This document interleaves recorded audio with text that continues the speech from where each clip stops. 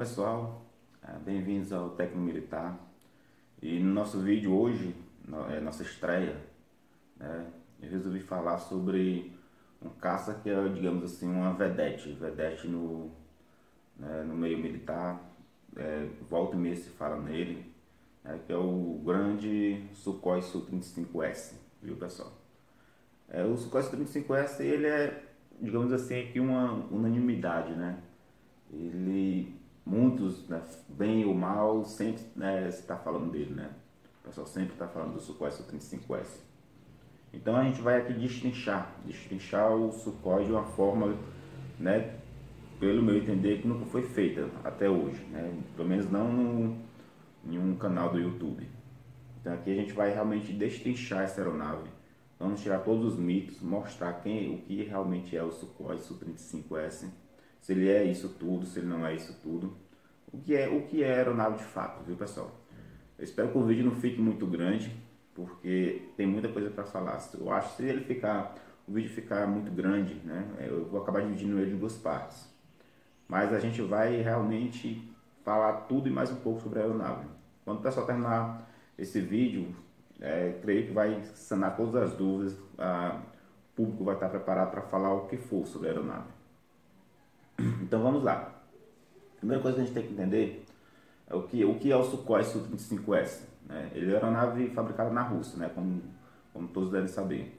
O Sukhoi Su-35S, ele na verdade é uma evolução do Su-27. Né? O Su-27 é uma aeronave de superioridade aérea, digamos assim, o antagônico do F-15. Né? Ele foi feito, digamos assim, para combater o F-15, se é que a gente pode dizer isso. E ele entrou em operação mais ou menos na década de 80, o Sukhoi Su-27. Só que essa aeronave continuou evoluindo, né? E sendo que acabou por culminar no Sukhoi Su-35S, que é a sua versão mais avançada.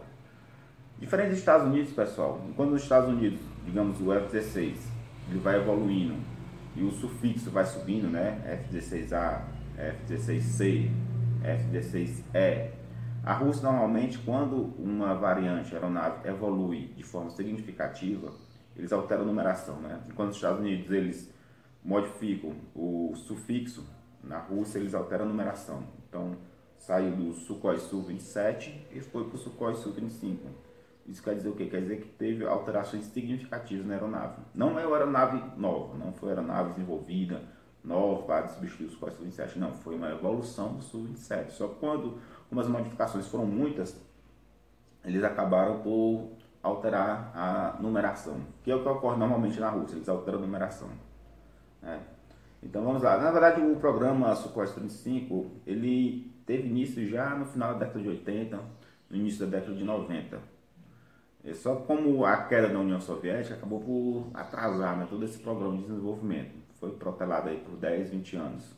Né? Então o Sukhoi Su-35 ele começou, né, a ser desenvolvido já no final da década de 80, início da década de 90 e foi evoluindo, né, de forma lenta.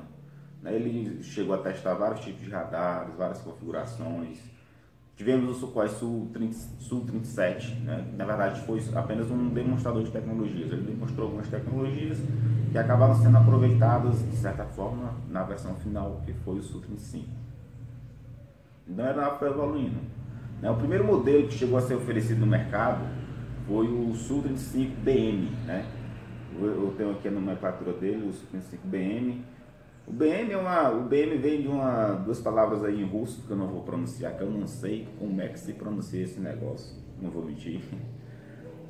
Sendo que na verdade significa o BM, traduzindo para o português, é equivalente a como grande modernização. Então Su-35BM é equivalente a Su-35 grande modernização. Foi a primeira versão que foi oferecida no mercado internacional, inclusive durante o nosso programa FX, o primeiro, chegou a se cogitar, né, de alguma forma essa aeronave, que era na época o Su-35BM. Né? Então, no fim das contas, essa aeronave, essa versão não chegou a ser adotada. Né? Não foi adotada pela Rússia, nem foi exportada, e continuaram evoluindo a aeronave. Até que finalmente culminou na aeronave que a gente tem hoje, que é o Su-35S. Né? O S, né, mais uma vez, veja a palavra em russo, seria algo equivalente à produção, Su-35S, Su-35 de produção, que é a versão que é entregue hoje, né, que é vendida hoje.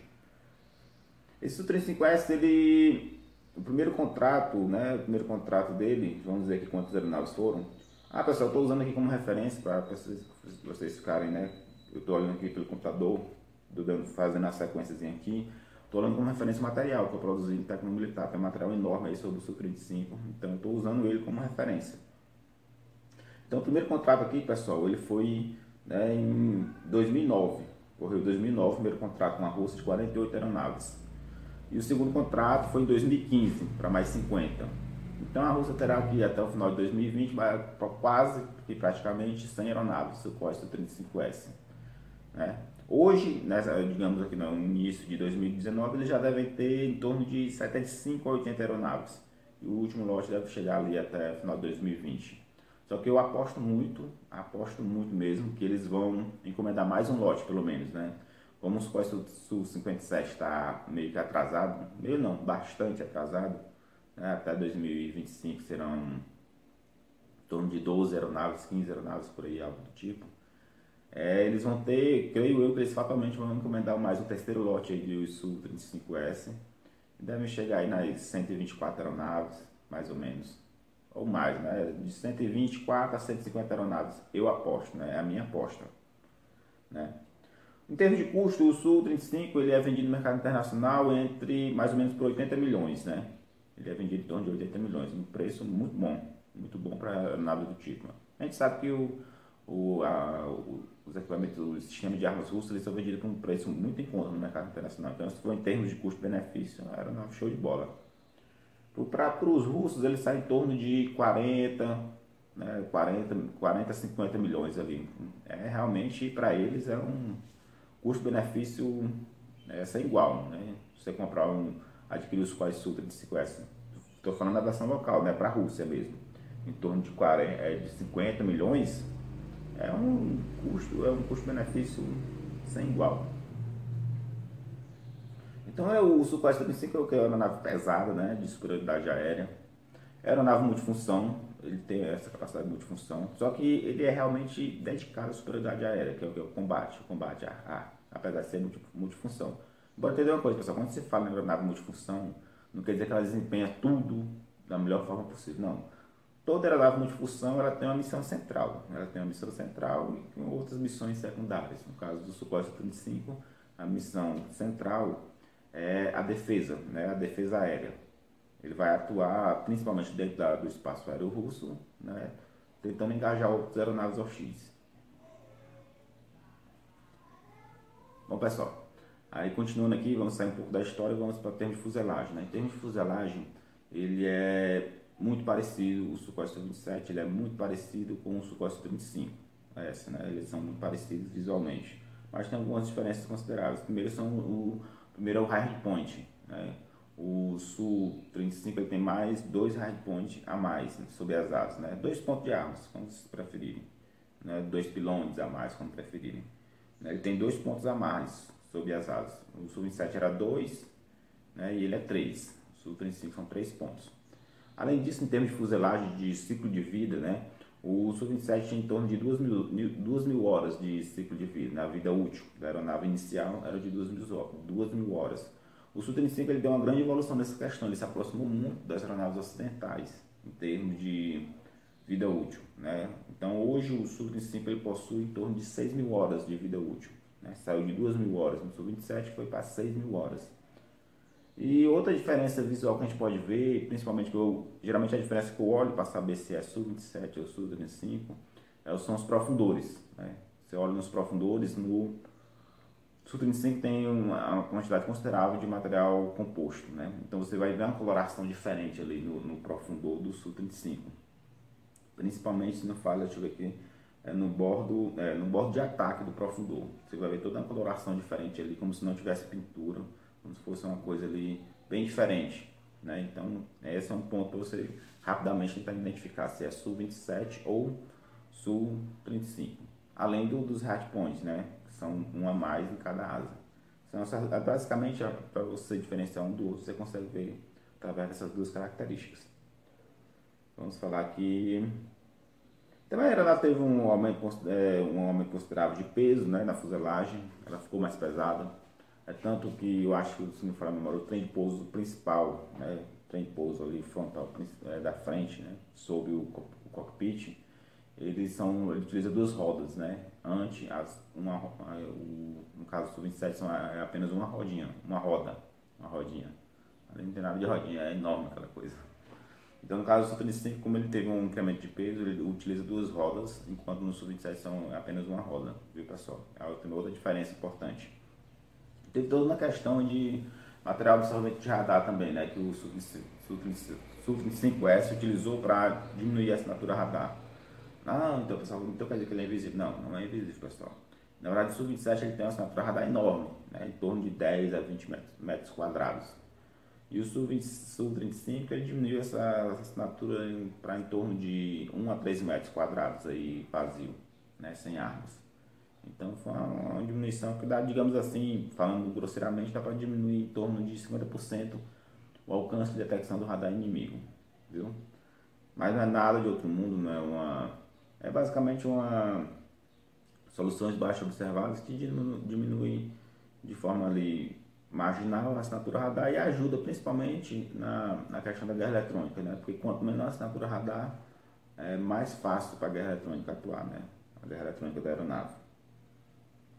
O motor, né, já é a L41F/1S, né? Que é a das versões mais avançadas da família, a família que foi adotada pelo Su-27, começou com o AL31, se não me falha a memória, de modo que, inclusive esse motor é uma variação dele, praticamente o mesmo motor, é a versão que está sendo adotada inicialmente pelo Sukhoi Su-57, viu, pessoal? Agora vamos aqui a uma parte bastante interessante, né, que é a questão da manobrabilidade aliada ao empuxo vetorado, né? A gente vê que o Sukhoi Su-35 ele tem o que a gente chama de empuxo vetorado, que é a capacidade de direcionar o bocal de exaustão, pessoal. E só a primeira coisa que a gente tem que observar é que esse bocal ele é 3D, o pessoal fala que é um bocal 3D, que se movimenta nos três eixos. Na verdade não é que ele se movimenta nos três eixos, né? Ele gera forças nos três eixos, então se chama de empuxo vetorado 3D. Mas se o pessoal observar, ele não é o bocal. Vamos aqui fazer um exercício de mentalidade aqui com as mãos, né? Ele não é um bocal que faz esse movimento, né? Ele não se move livremente nos três eixos. Ele é um bocal, na verdade, 2D, né? Ele faz esse movimento basicamente parecido com o do F-22. Só que acontece, a sacada, em vez de ele fazer esse movimento simples, né? Como no F-22, ele foi colocado de forma o bocal, né? Fazer esse movimento um pouco inclinado, né? Então ele faz, em vez de fazer assim, ele faz assim. Quando ele faz esse movimento para cima e para baixo de forma inclinada, aí ele gera as forças, né? Forças, né, laterais, né? Digamos assim, o efeito 3D, né? Tem o empuxo e tem as forças laterais, né? No eixo vertical e no eixo lateral. Então essa é a sacada. Se você observar quando o Sukhoi ou qualquer outro da família tem empuxo vetorado, da família Flanker, quando eles estão sem desligados, digamos assim, eles ficam com os motores nessa posição, pessoal. Eles ficam assim, para baixo e apontando para dentro, né? Porque, como eu disse, ele faz esse movimento aqui. Então, quando eles estão sem, né, pressão hidráulica ali, na verdade, eu não sei se ele mantém por forças hidráulicas ali, mas digamos que seja. Quando ele está desligado, que não tem nenhuma pressão ali para segurar o bocal, eles ficam nessa posição, né? Eles caem e para dentro da aeronave. Vocês podem observar isso em várias fotos. Em questão de, aproveitando o empuxo vetorado, a gente entra na grande questão da manobrabilidade do Sukhoi, né? Que existe um grande objeto de grande debate na rede, essa questão da manobrabilidade do Sukhoi Su-35S. Você parar de falar todas as vezes Sukhoi Su-35S, senão eu vou passar a maior parte do tempo só repetindo Su-35S, vamos resumir o negócio aí. Esse empuxo vetorado, pessoal, ele gera o que, que se chama de supermanobrabilidade, né? A supermanobrabilidade, na verdade, não é que o caça pode, digamos, que ele está a 2.000 km por hora, ou a Mach 1.5, seja o que for, e de repente a aeronave vai fazer uma supermanobra e vai parar no ar. Não é assim que funciona. A supermanobrabilidade ela ocorre principalmente, majoritariamente, em baixa velocidade, viu, pessoal? Então, O impulso vetorial vai atuar principalmente em baixas velocidades, né? Que é quando a superfície de comando, né, não tem força suficiente para comandar a aeronave. Então, é aí que entra o impulso vetorial, né? São em baixas velocidades que isso ocorre. De modo que o Ocidente, na verdade, o Ocidente ele não acredita muito na supermanobrabilidade, né? Vamos resumir aqui, para não ficar repetindo supermanobrabilidade, que eu acabar errando essa palavra. Vou resumir em SM, né? Quando eu falar em SM, supermanobrabilidade. O Ocidente ele não acredita muito na SM, porque como ela ocorre em baixa velocidade, ela vai contra a sua doutrina de combate, né? A doutrina de combate do Ocidente, ela prega que a aeronave deve conservar energia em combate, ou seja, ela não deve perder nem velocidade nem altitude. Então eles têm que ficar, digamos assim, né? A doutrina ocidental, ela prega que o combate ocorra fora do envelope, que a supermanobrabilidade seria interessante. Já falei o nome completo de novo. Então, ela prega que esse combate ocorra fora desse envelope. Então, de modo que você vai ver praticamente no Ocidente hoje somente o F-22, que adota o impulso vetorado e tem alguma capacidade de SM.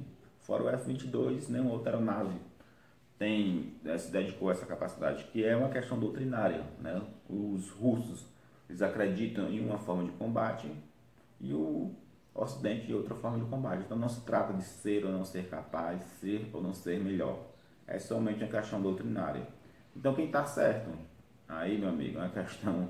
Só quando a gente ocorrer um grande combate sequencial entre aeronaves que a gente vai ver quem está certo ou quem está errado. De modo que, na minha opinião pessoal, essa capacidade é o tipo de coisa que, se você puder ter, melhor. Se você pode ter a capacidade, por que não?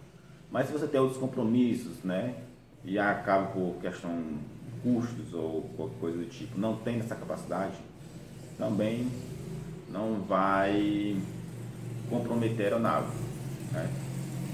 Vamos esperar aí essa moto passar aqui. Eita, a rua aqui é escondida, mas parece que na hora que eu estou gravando o vídeo, todo mundo resolve aparecer. Até passarinho aparece aqui, cantando aqui no pé do ouvido. Enfim, essa questão da supermobilidade, se você pode ter, bom. Mas também se você não pode ter, no meu ponto de vista, também não compromete a aeronave. Porque os mísseis, né, os mísseis de combate aproximado hoje em dia, eles já fazem a manobrabilidade pela aeronave. Já são mísseis que puxam 10 vezes mais força G, né, já podem ser apontados pelo capacete. Então, na verdade, eu particularmente acho que não é algo essencial, né? Dependendo do compromisso da aeronave, é algo que dispensa, de certa forma, dispensável, né? Então, eu inclusive acredito que no futuro, essas aeronaves da próxima geração, sexta geração, coisa do tipo, elas podem ser até menos manobráveis do que as aeronaves atuais, né? Provavelmente vão ser menos, o sucessor do F-22 vai ser menos manobrável do que o F-22, e quem sabe o sucessor do F-35 vai ser menos manobrável do que o F-35, porque os mísseis já estão fazendo esse trabalho de combate aproximado, né? Então, eu creio que a tendência seja justamente essa, você ainda perder mais manobrabilidade nas aeronaves, porque você simplesmente não precisa, né? Acredita-se que não será necessário esse tipo de manobrabilidade, à medida que você tem mísseis super ágeis, e dentro de 10, digamos 15 anos, você vai ter lasers em algumas aeronaves. Então, a tendência é essa capacidade entrar, digamos assim, um pouco em declínio, né? Não que eu estou dizendo que o Sukhoi Su tem a supermanobrabilidade, não precisa nem nada. Atualmente ainda tem, a tendência atualmente ainda tem uma certa utilidade. Como eu disse, você pode ter melhor ainda, mas a tendência é perder cada vez mais força, essa capacidade, né? De forma que o Ocidente, na verdade, nunca entrou, nunca se engajou, né, nesse conceito de supermanobrabilidade. Eles nunca acreditaram de fato nessa doutrina, né? Eles acreditam na doutrina de conservação de energia, porque você vai realizar o combate, você vai manter sua velocidade, sua altitude. Ou então, se você tiver mísseis supermanobráveis, né, mísseis modernos de quarta e quinta geração, você vai entrar no combate e, questão de 10 segundos, você vai disparar e vai resolver a parada. Não vai ter tempo para você aproveitar, né, essas capacidades extras. Então é isso aí, pessoal. Vamos aqui. Acho que o vídeo já está muito grande, né? Vamos parar o vídeo por aqui. E a gente continua com outro vídeo aí sobre o Sukhoi. Como eu disse, é muita coisa para falar, né? Mas creio que no final vai ser, digamos assim, uma grande referência, né, sobre a aeronave aí no meio. Então vamos parar por aqui, depois eu vou fazer outro vídeo continuando, né? Sobre o Sukhoi. É isso aí, pessoal. Até mais.